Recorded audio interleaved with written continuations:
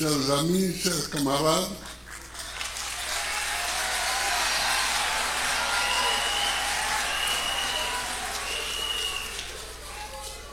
je vous salue tous, je vous souhaite bonne journée et je nous souhaite à nous tous bonnes élections.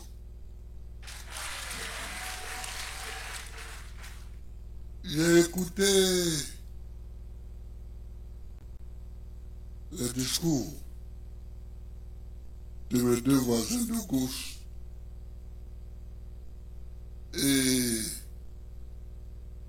j'ai été assez ému par les deux discours. Commenterai un peu peut-être certaines parties. Mais je suis content qu'on soit là aujourd'hui. Ça veut dire qu'on a travaillé, qu'on a avancé. Ce parti a été créé il y a 2 ans, à peu près. Quoi? Et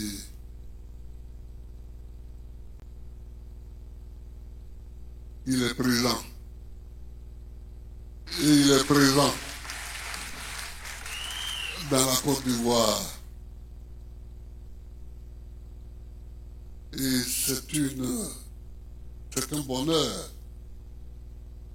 c'est une joie.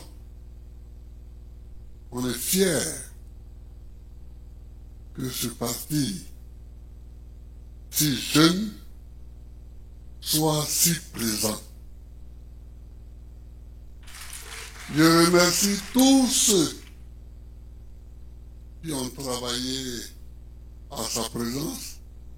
Oui, on peut me dire que c'est l'héritier du FPI, c'est vrai. Mais il a fallu quand même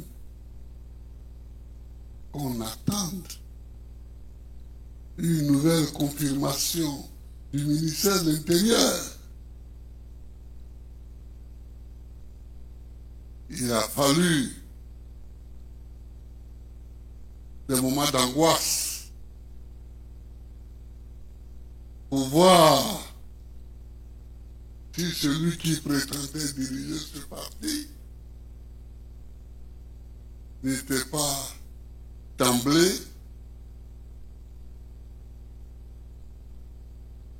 mis au banc des pestiférés.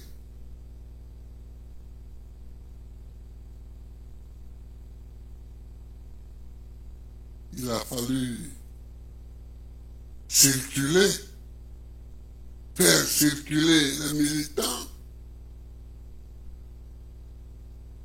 pour que partout le nom PPACI soit synonyme de quelque chose,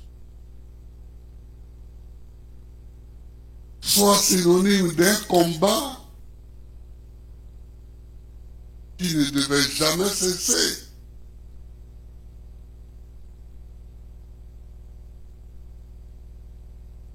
Il a fallu tout ça. Moi, chaque fois que je suis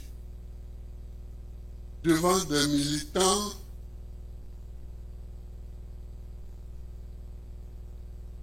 je me souviens de quand j'avais 7 ans à Gagnoa, et qu'on arrivait à l'école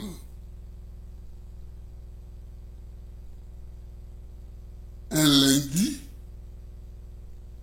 et qu'on trouvait de la pagaille partout dans les classes parce qu'il y avait eu des votes dans les salles de classe. C'était le grand moment, ça. C'était le grand moment. On dit, nous, on était les Gagnois.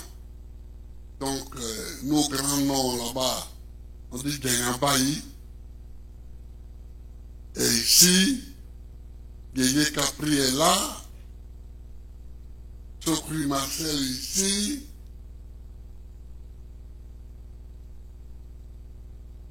Et je me souviens encore du voisin Koulibaly qui a débarqué à Gagnois pour indexer Dédé Capri.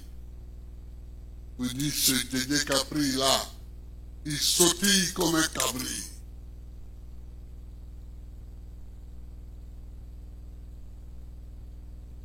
C'est ça que ça me rappelle. Quand je suis devant vous, je pense à ces images-là, à ces paroles-là. C'est un combat qu'il ne faut pas abandonner.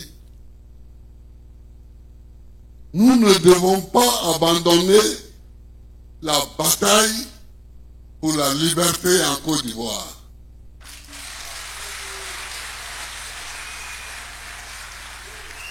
Non, jamais.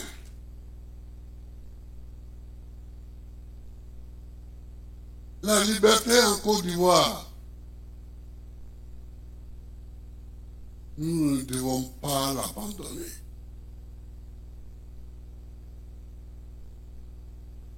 Qu'est-ce que c'est? Qu'est-ce que c'est? Qu'est-ce qu'on dit? Mais enfin.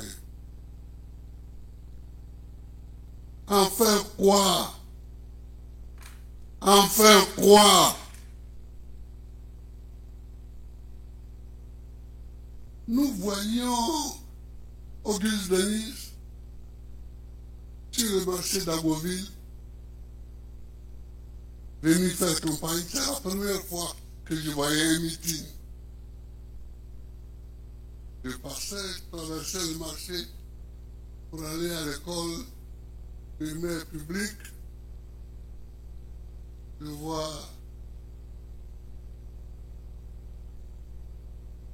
un monsieur, c'était Auguste Denis,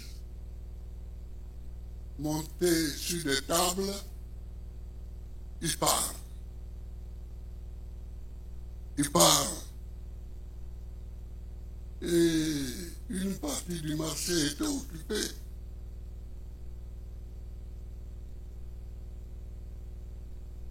Une partie du marché était occupée. C'était l'administration coloniale. Mais Denis, il pouvait parler parce que lui, il était français. C'est pourquoi les gens l'ont choisi comme premier responsable du PDCI-RPA. Parce qu'il était français. Donc, il ne pouvait pas être arrêté n'importe comment.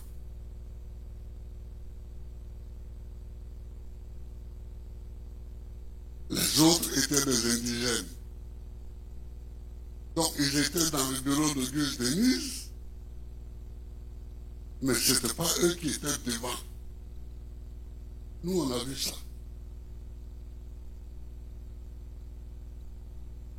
On a vu ça.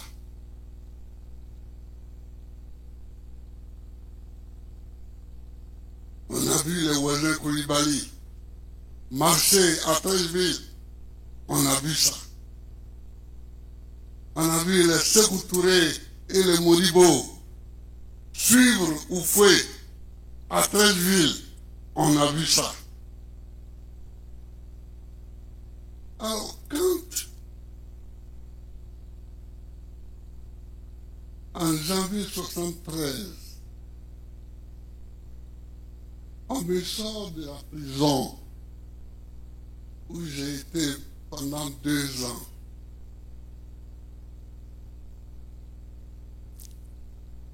Et que je suis reçu par le même Auguste Denis, parce que Oufoué n'était pas là, dans son bureau, oui, à la préfecture d'Abidjan, maintenant. et qui me parle. Nous étions trois. Il y avait Kenny Kobina, notre aîné, il y avait Oba Albert et il y avait moi. Mais il y avait un élève en plus, c'était Ali Keïta, qui avait été maintenu en prison parce qu'on dit qu'il avait reçu une lettre d'un communiste. Comment un communiste écrit et comment quelqu'un d'autre écrit, je ne sais pas. On m'a dit qu'il a reçu une lettre d'un communiste. Bon, alors quand je vois Denise nous parler, et nous dit les jeunes, ne recommencez pas ça. Nous avons trop souffert pour libérer ce pays. Ne semez pas la pagaille. Je regarde puis je dis,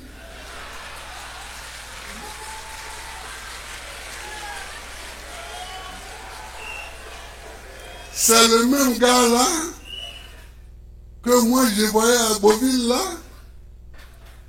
C'est moi la pagaille, disant aux abbés de se révolter contre l'ordre colonial.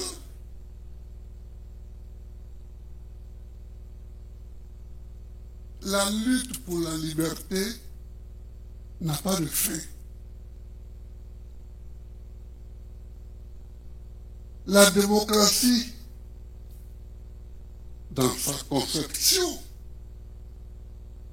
actuelle, est née au 5e siècle avant Jésus-Christ.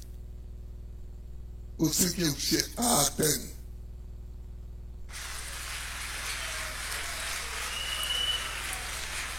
Et pourquoi la démocratie est-elle née?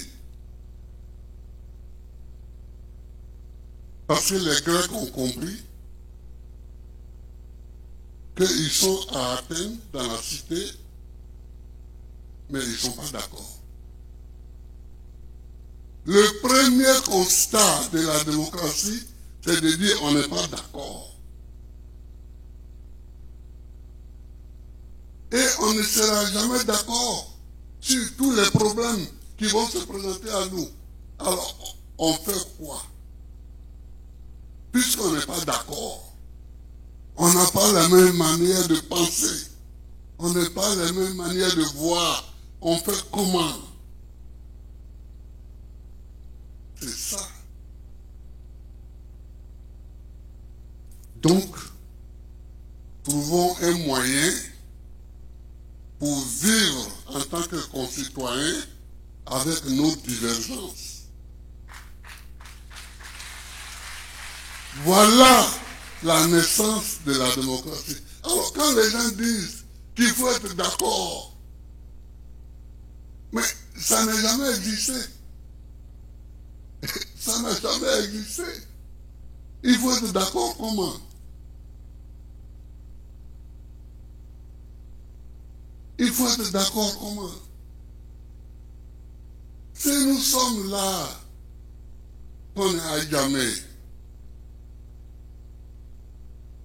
on veut aller à Yopougon, mais le Baka qui arrive, moi je vais monter, lui il veut monter. Oh, il y a une seule place de libre. On fait comment?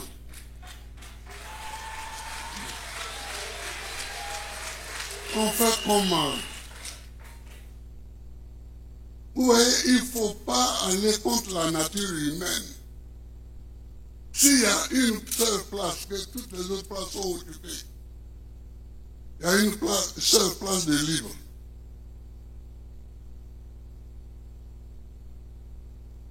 Qu'il faut qu'un seul monte, c'est une contradiction entre nous deux ou nous trois qui sommes là.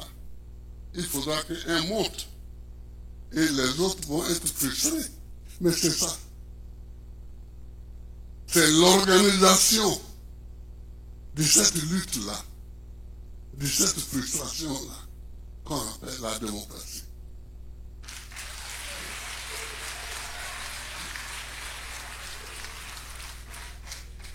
Et une fois qu'on a trouvé celui qui va monter, mais lui, il s'en va.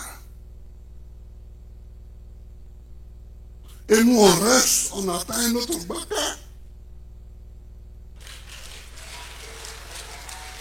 On attend un autre bac. Si nous restons deux, nous espérons qu'il y aura plus de 2 places. Sinon, lui qui est monté, il est parti. C'est fini, ça, l'affaire est close. On ne le connaissait pas avant, donc on ne cherchera pas à le voir. C'est fini, lui est parti à la maison.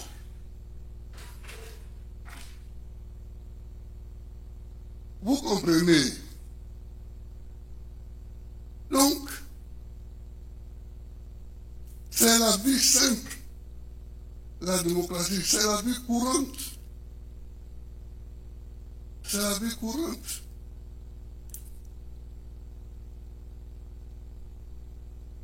Comme à la CPI, à un moment on me disait que oui, que je voulais tuer tous les gens qui sont proches de Ouattara ou qui sont de son ethnie ou bon, ils ont raconté n'importe quoi, surtout McDonald.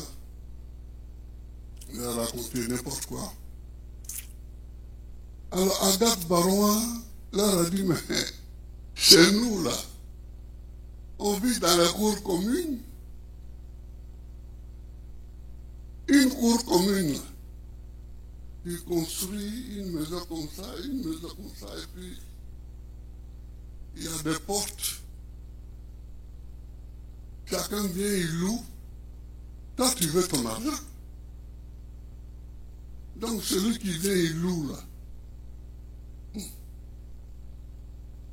Il est rentré, il te paye, tu prends ton argent en poche et tu roules.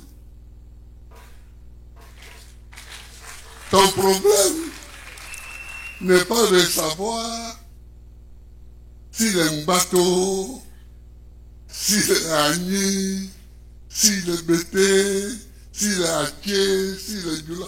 Tu prends ton argent et tu roules. Et il t'a payé, c'est tout. À la fin du mois, tu reviens. Et tu passes devant chacun pour qu'il te paye. Alors, si Gbagbo lance des bombes sur ces cours-là, comment il est sûr qu'il va tuer les proches de Ouattara et pas ses proches à lui? C'était la dernière plaidoirie de Agathe Barouin à la CPI. Mais c'est tellement de bon sens que on nous a libérés. Parce que les gens, ils sont dans les cours communes, ils rentrent, à la fin du mois, tu viens, tu touches ton argent, toi, tu roules. Mais tu lances une bombe. Mais pour faire quoi? Toi, tu veux ton argent. C'est tout. Alors, la démocratie, il ne faut pas faire plus compliqué que les choses. Parce que c'est simple à comprendre. C'est simple. On organise nos différents points de vue. C'est-à-dire, comme on n'est pas d'accord, bon, il faut que chacun ait le droit de dire ce qu'il veut. C'est tout. Parce qu'on se rend compte qu'on n'est pas d'accord. Et qu'on ne peut pas répéter la même chose.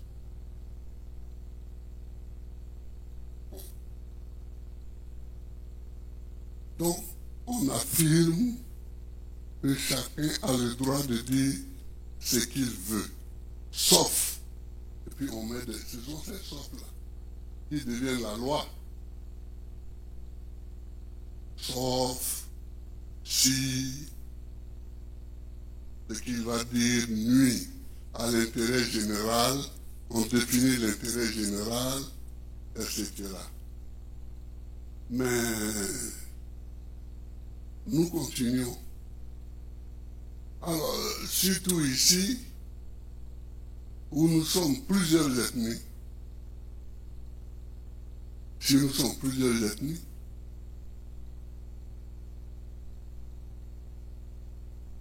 moi, avant de venir à Abidjan en 62, je n'avais jamais vu un ébrier. Non, je n'avais jamais vu. Bon. Mais je suis venu à Abidjan, j'ai vu, j'étais en classe avec eux, tout. Bon. Ceci dit, il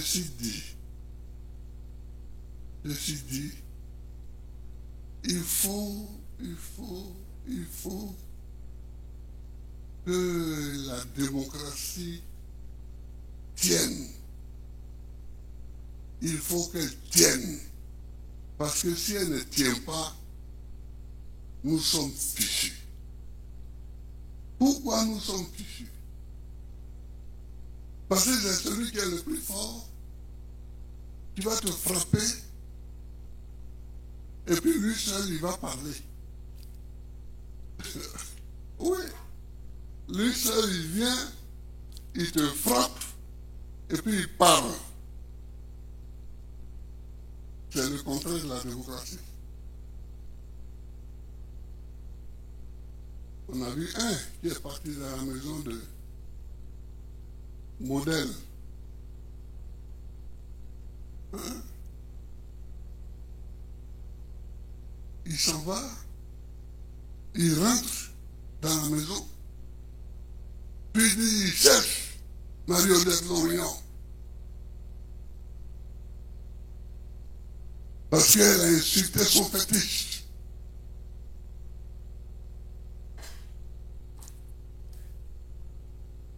Ça, c'est quoi? Ça, c'est quelle affaire, ça? C'est quelle affaire?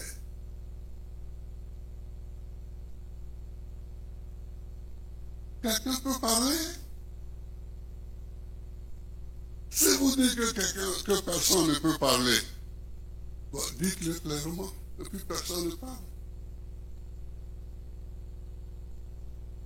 Mais si vous dites que quelqu'un peut parler, elle a parlé. Si tu n'es pas d'accord, tu vas et tu parles aussi. Tu dis pour toi. C'est ça, c'est la démocratie. Elle parle. Ça te fait mal. Tu dresses ton micro et puis tu parles aussi. Et puis tu lui fais mal et puis vous vous dépassez dans la rue. C'est ça. Mais on ne peut pas, sous prétexte que quelqu'un a parlé et que ça nous fait mal, aller dans sa maison, troubler sa quiétude familiale. Ça veut dire quoi ça? La femme de quelqu'un. Ah oui! Ça veut dire quoi ça?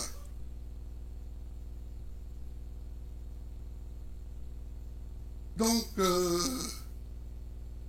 voilà un peu pour vous définir la démocratie. Maintenant, la démocratie a le pouvoir. Donc, il faut compétir pour le pouvoir. Ici, Nous sommes là parce qu'il s'agit de compétir pour un pouvoir du deuxième degré. Parce qu'il y a le pouvoir du premier degré, l'exécutif et le législatif, les deux sont liés pour le pouvoir qui concerne tout le pays, et même les relations du pays avec les autres pays. Ça, c'est le pouvoir du premier degré.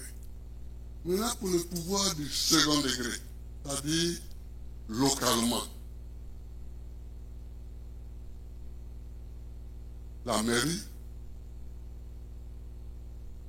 j'avais défini, moi, le département, mais ils ont supprimé.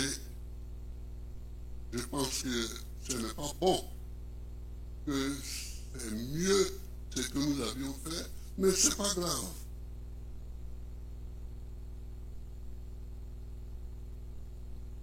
Parce que précisément, la région est trop grande, alors que le département, les investissements qui sont faits sont vus immédiatement par les gens. Mais c'est pas grave, on ne va pas se bagarrer pour ça. On ne va pas se bagarrer pour ça. Il y a beaucoup d'autres choses pour lesquelles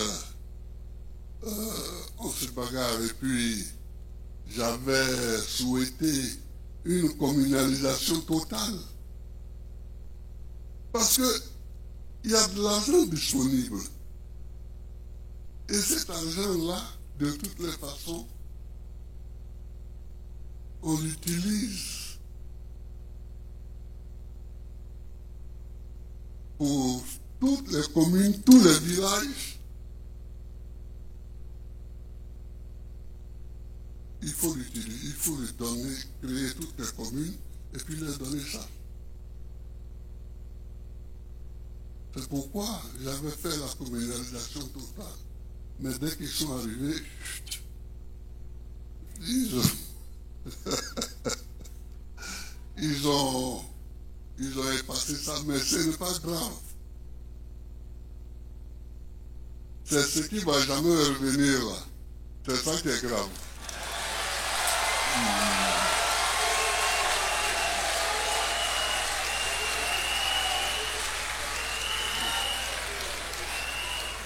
Sinon, ce qui va revenir là, c'est pas grave. Ça, c'est pas un problème. Bon, donc, nous sommes là pour les élections du second degré, mais c'est important. Le second degré parce que c'est ça qui pèse sur les habitants. Sur les habitants. Une femme qui vend son akéké, comment elle va faire pour avoir du manioc? Surtout maintenant dans la région d'Abidjan, il n'y a plus la brousse. Pour faire des plantations de manioc,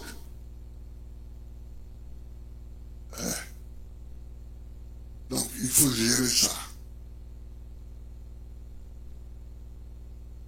Padjo Tchakori,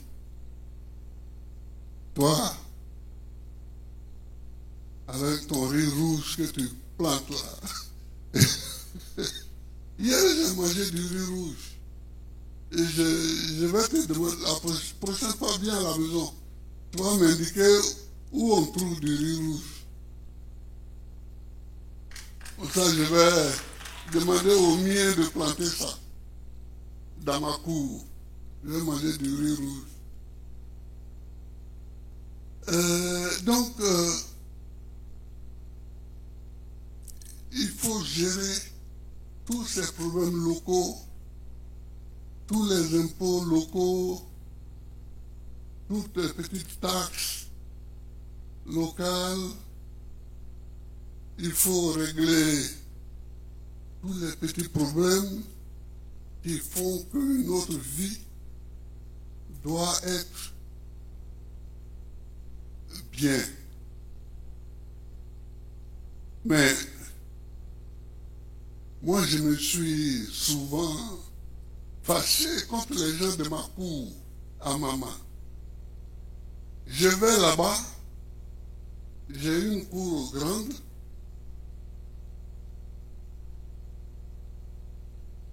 et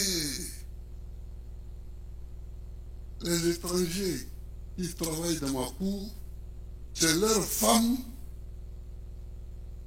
qui plantent la tomate, qui plantent l'aubergine, qui plantent le gombo, le maïs,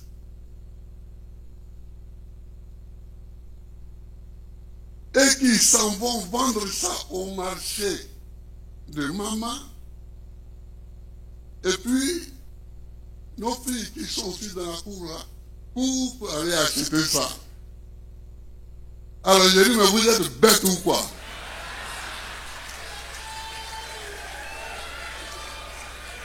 J'ai dit, vous êtes bêtes ou quoi? Vous ne pouvez pas vous aussi planter la tomate, le gombo, le maïs ici, récolter ça et manger. Oui. Donc, on marche dans la brousse, mais on ne sait pas que la brousse, là, c'est la mère des richesses. On ne sait pas que c'est la mère des richesses, la brousse. On marche dedans, et puis on passe. Ce sont ces élections-là pour lesquelles vous êtes candidat qui vont expliquer ça. Au niveau des régions, au niveau des municipalités, vous allez expliquer que la brousse sur laquelle nous marchons, c'est la mère des richesses.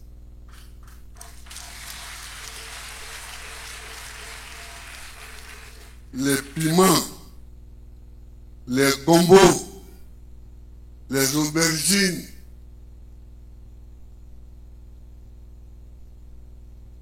sont là.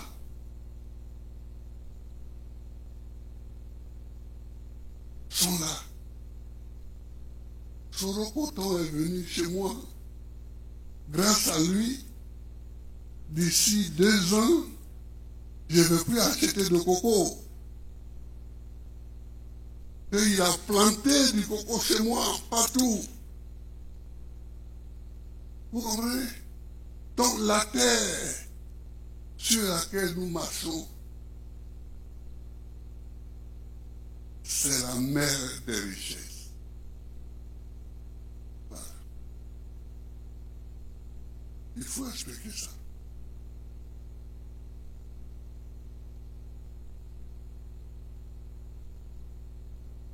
Voilà, en gros. Mais je vais dire des trucs maintenant qui concernent le parti. Nous avons suivi en tout les règles définies par le parti, par les statuts du parti. Puis, le président entend, bon, il attend.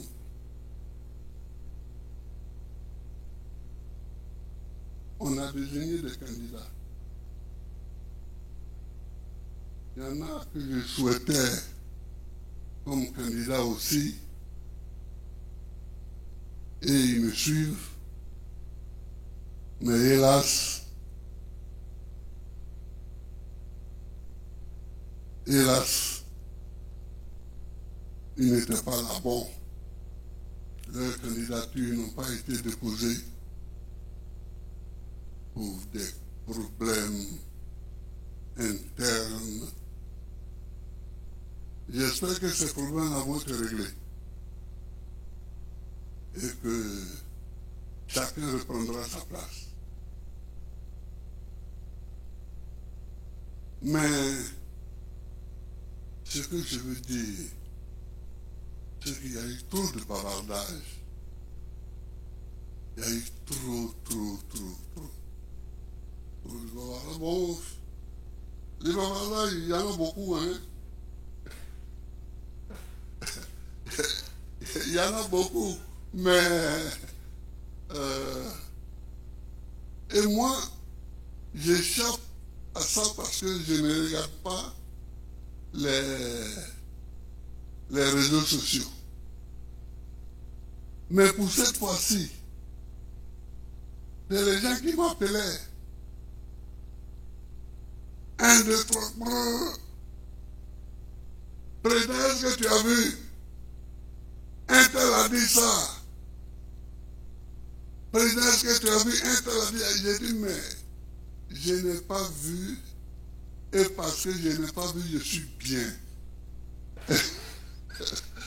Donc, laissez-moi être bien. Hein? Vous me fatiguez avec ce que je fuis. C'est moi-même qui ne veux pas avoir un téléphone. C'est moi. Sinon, je peux acheter un téléphone. Mais je ne veux pas avoir de téléphone. Mais vous êtes tout le temps en train de me poursuivre avec ce qui assure les téléphones des autres. Hein? Vraiment. Alors, il y a eu beaucoup de pagailles. Il y a eu beaucoup de discussions, disons, sur les réseaux sociaux, sur les téléphones. Bon, c'est en même temps bien et agaçant. C'est agaçant parce que quand tu as souffert pour prendre une décision et que les gens te fatiguent avec ça, ou bien se fatiguent avec ça, ça prend un peu la tête. Bon, mais il y en a un par contre que j'étais très heureux de voir sur la liste de retenue, c'est André. C'est notre doyen, le doyen André. C'est pourquoi tout à l'heure je me suis levé pour le saluer. C'est voilà. Ça veut dire, c'est justement comme je le disais tout à l'heure, c'est un combattant qui ne s'arrête pas de combattre. Voilà. Bon, donc, les choix sont toujours compliqués à faire. Les choix sont toujours compliqués à faire et on ne peut pas pour chaque choix venir se justifier. On ne peut pas.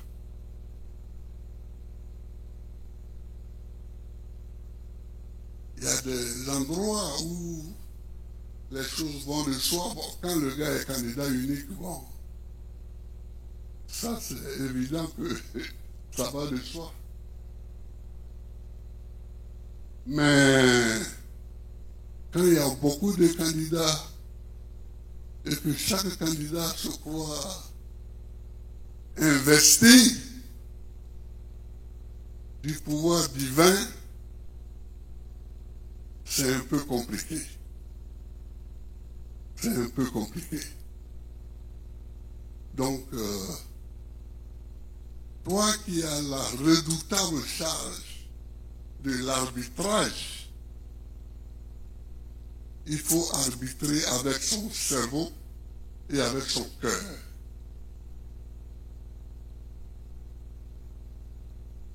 Tu arbitres avec ton cerveau et avec ton cœur. Parce que le cœur aime. Et et le cerveau raisonne. C'est avec ces deux éléments qu'il faut arbitrer. Et c'est comme ça que nous avons fait partout.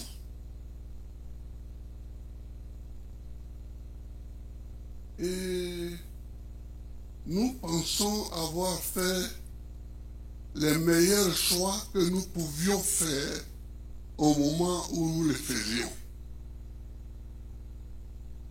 Mais les temps peuvent changer. Demain, les temps peuvent changer. Et les hommes peuvent changer. Bon. Mais au moment où nous avons fait ces choix-là, au niveau du CSP,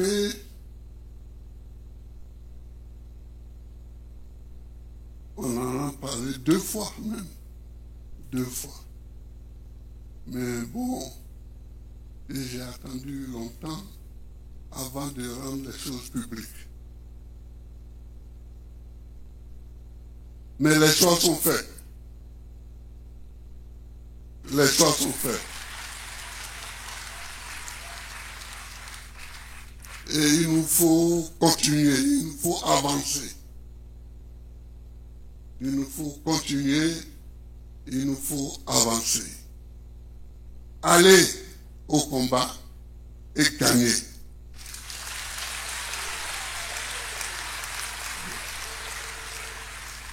Aller au combat et gagner. Parce qu'on ne va pas revenir. On ne va pas revenir sur les raisons de telle ou telle chose. Ça, c'est passé, ça. C'est passé. Les choix sont passés. Aller et gagner. C'est tout.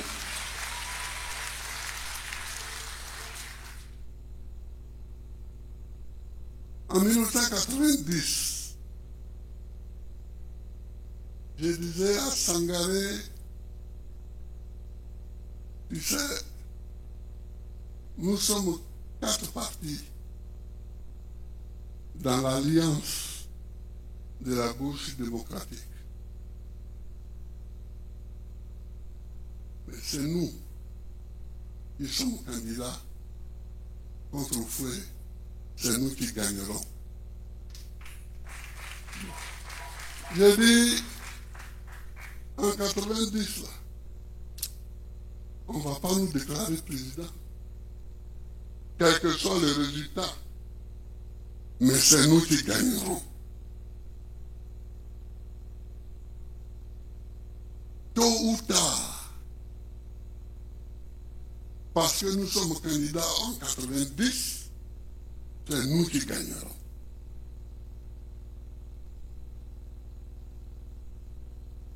Et quand, en 2000, 10 ans après, nous avons gagné, j'ai dit à Sangaré, tu as vu? Il dit, j'ai vu. Il dit, j'ai vu, mais je croyais aussi que c'est nous qui allions gagner.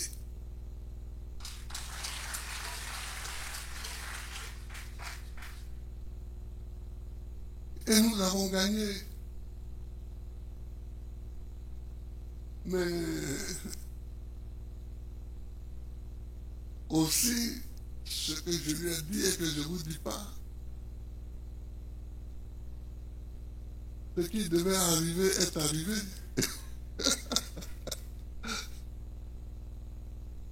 Parce qu'on avait toujours l'œil sur nous.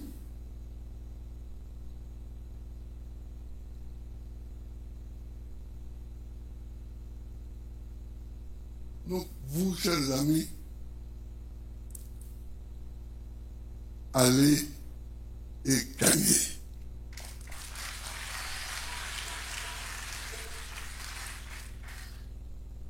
Il y a 2 choses. Abiba Touré, maître Abiba Touré, a dit tout à l'heure que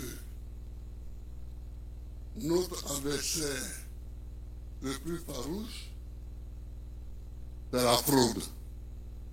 Vous êtes d'accord avec ça? Mais on a un autre adversaire, c'est la pauvreté. C'est l'autre adversaire.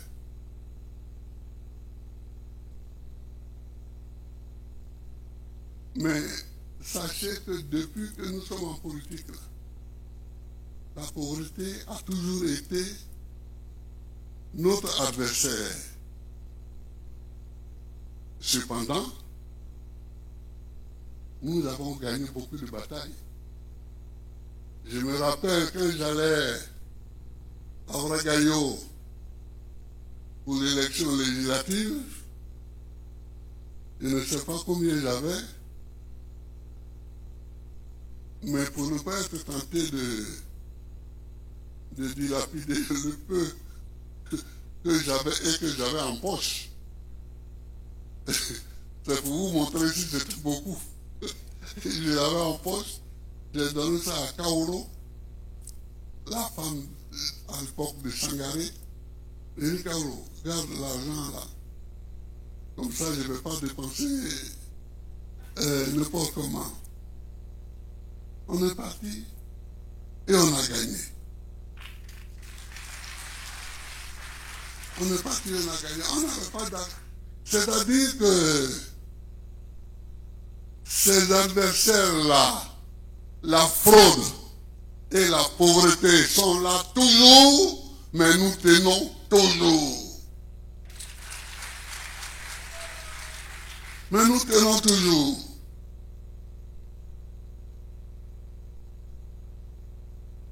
C'est pas parce que nous sommes pauvres qu'on va bâillonner le peuple de Côte d'Ivoire. C'est même ceux qui sont pauvres qu'on bâillonne. Et ce sont ceux qui sont pauvres qui doivent lever la tête. Pour nous refusons de nous taire parce que nous sommes pauvres. On refuse. On refuse ça. Donc battez-vous comme vous pouvez. Battez-vous pour avoir des moyens ici, là. On n'est pas un parti qui a une caisse, qui dit les candidats passés à la caisse. Okay. Celui qui vous dit ça, il ment. Celui qui vous dit ça, il ment. Moi, je dirige ce parti de gauche là depuis 1988. On n'a jamais eu d'argent. Jamais.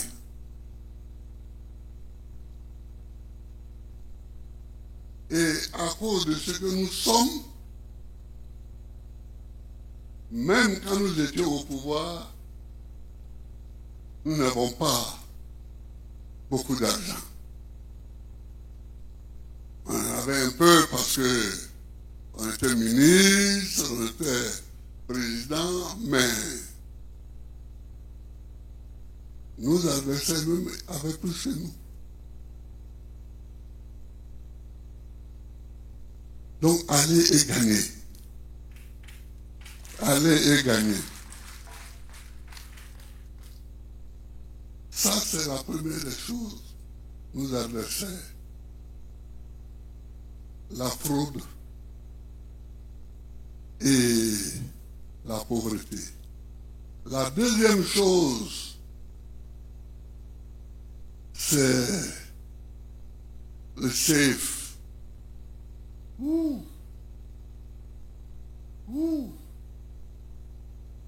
Quand vous dites une chose et que l'adversaire bondit déjà, c'est que c'est bon. C'est que ça sent bon. C'est que ça sent bon. Nous, on est fatigués. On est fatigué de la fraude, on est fatigué. On est fatigué d'être devant des tricheurs. Ça, il faut répéter ça. On est fatigué d'être avec des tricheurs.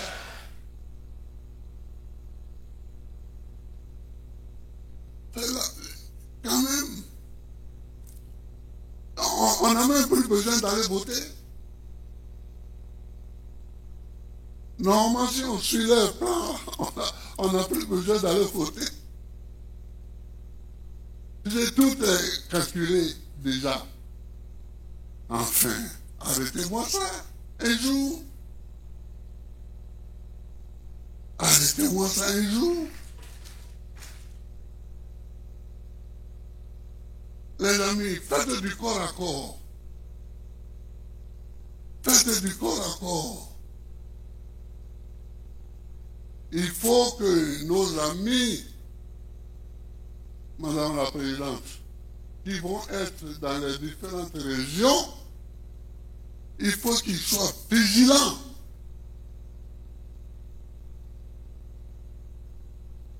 On ne va pas endiguer toute la fraude. Mais si on est capable, on peut faire beaucoup. On peut faire beaucoup. Et puis, pour les coins qui sont réputés nous être favorables, je crois que c'est là-bas qu'ils vont même multiplier les fraudes parce qu'eux, ils veulent gagner le possible. Voilà, donc, vous savez ce que vous avez à faire. Ils ne vont pas... Oh, c'est vrai qu'en 2010, au nord, ça a été même grossier ce qu'ils ont fait. Poursuivre même des femmes.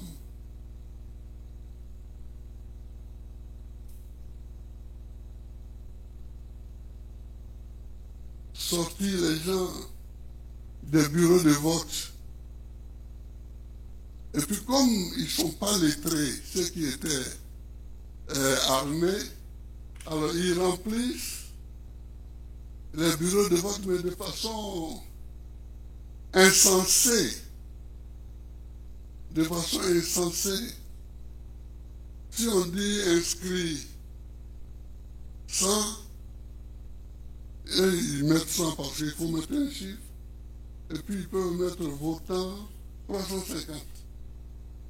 Mais ils ne voient pas qu'il y a une contradiction là. Et ils ne savent pas. Bon, c'est pas leur faute. Mais c'est en même temps leur faute. Ouais. Donc, bon. Mais ils ont fait des choses qui étaient terribles. Hein. Quand Maître Vergès et Maître... comment il s'appelle, Roland Dumas sont arrivés ici, j'étais à Korogo, et ils avaient vu les documents à Abidjan, avant d'aller me voir, mais ils étaient ahuris. J'ai dit, mais c'est comme ça nous sommes en Afrique. C'est comme ça nous vivons, c'est notre démocratie ça. Voilà. Donc, allez et gagnez. Allez et gagnez. Battez-vous. Battez-vous. Et gagnez. Aidez-vous les uns les autres. Et puis les listes. C'est pas parce que tu n'as pas été choisi que tu ne dois pas être dans l'élection. Non, mais j'ai dit ça.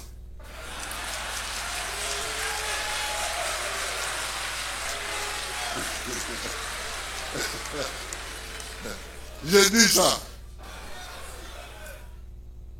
Nous avons des camarades. Nous avons des camarades qui sont là. Bon, qui cette fois-ci n'ont pas eu la chance d'être choisis. Mais il faut en prendre sur nos listes. Ceux qui peuvent nous aider à avancer. Il faut en prendre. Il faut prendre. Et puis les femmes. Il faut prendre les femmes. Il faut prendre les femmes. Et regardez bien la loi. Il paraît que la loi prévoit un certain quota de femmes. Je ne sais pas combien. Hein? 30%. Bon, il paraît que la loi prévoit 30% de femmes sur chaque liste. Ben, allez-y. Allez-y pour 30%. 30% c'était les statuts du FPI quand j'étais président du FPI. J'avais proposé à une réunion du secrétariat général 25% et Memel a proposé que ce soit 30%. Allons-y pour 30%. Il faut des femmes sur les listes. Et dans la grande salle là-bas, quand nous avons fait la réunion avec les jeunes, nous leur avons promis aussi de les mettre sur les listes.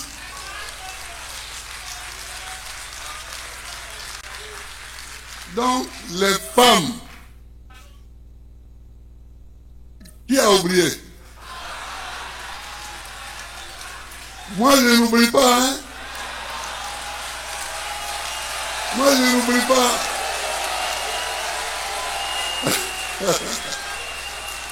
Je n'oublie pas ce que je promets. Je n'oublie pas ce que je promets.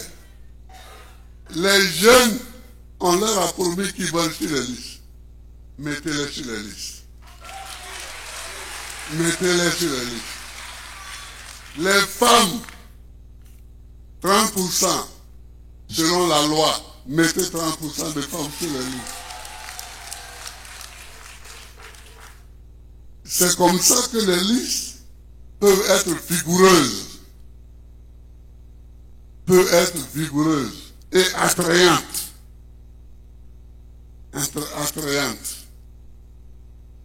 Il y a des femmes qui ont beaucoup d'attrait. Bon, mettez-les sur la liste. Il y a des jeunes qui sont de véritables bombes. Mettez-les sur la liste. Mettez-les sur la liste. Et puis, vos camarades qui n'ont pas été choisis, mettez-les sur les listes. Mettez-les sur les listes. Pour que ensemble, parce que vos adversaires, ce n'est pas vos camarades. Vos adversaires,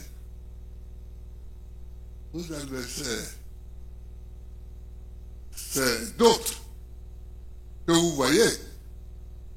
Voilà. Mais vos camarades là qui n'ont pas été choisis, ils n'ont pas été choisis, c'est tout. S'ils ne sont pas vos adversaires, mettez-les sur les listes. Négociez, discutez avec eux, et puis mettez-les sur les listes. Voilà. Voilà ce que je voulais vous dire. Au lieu de vous morfondre, de pleurnicher, oui ceci, oui cela, oui tant, non. Non. La politique, c'est pour aller devant. Allez-y et gagnez. Je vous remercie.